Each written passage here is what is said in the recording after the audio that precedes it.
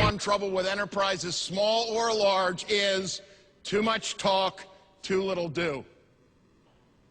A profitable airline. It's called Southwest.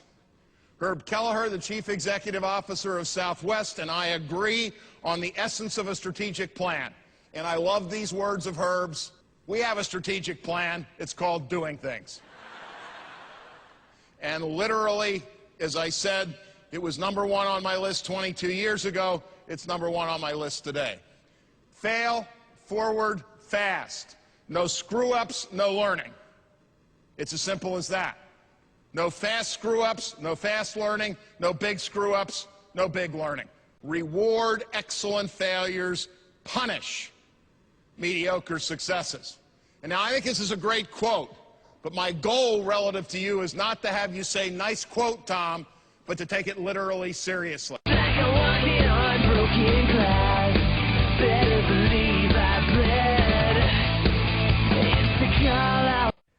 Tom, Bob Waterman, the co-author of In Search of Excellence, said once, and I'll quote, "Tom's not happy unless he's madder than hell about something." So is there anything that you're madder than hell about right now? Well, I'm gonna take it a slightly different angle and then come back. There have been books, obviously, libraries full of books written about the topic of innovation and where you get ideas and so on and so forth. I sincerely believe there is one and only one source of innovation, and it's pissed off people. Obviously, that has pragmatic implications in terms of the people you hire and the misfits who you allow yourself to retain until the point, occasionally, where it goes too far. It did with Steve Jobs, actually, for a while. At some level, I think, and I think many of us do this, if you've had some success as a professional, and you're curious, you dig deeper and deeper and deeper into a topic until whatever it was that was significant in the first place becomes unrecognizable.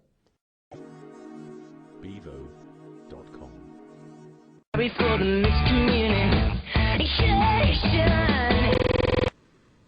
I'm not sure I can do this, because every time I talk about education, I just want to stand in front of you and weep, because it's so pathetic what we do.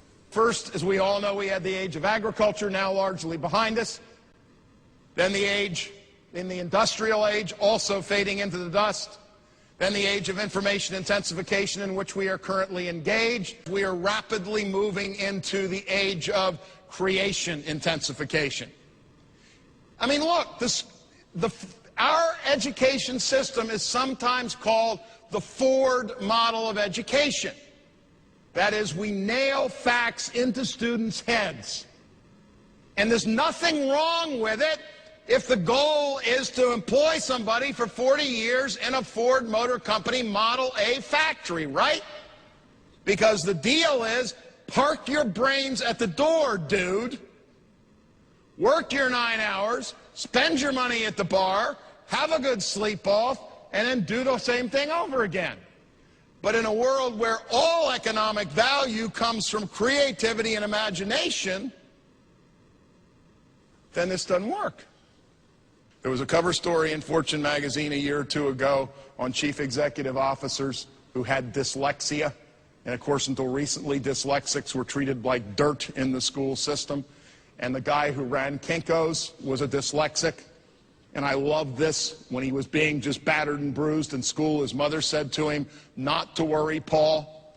In the long run, the A students work for the B students, the C students run the businesses, and the D students get the buildings named after them."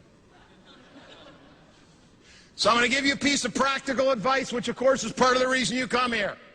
Never, ever, ever for the rest of your working life hire someone who had a grade point average of 4.0. Ever. What is the definition of 4.0? Has been coloring within the lines since the age of 5. Now, I don't want a 2.0 because that means you're either lazy or stupid or both. But at least give me, say, 3.5 is okay, because that says at least he was screwing around a little bit. 4.0 says this person does not screw around.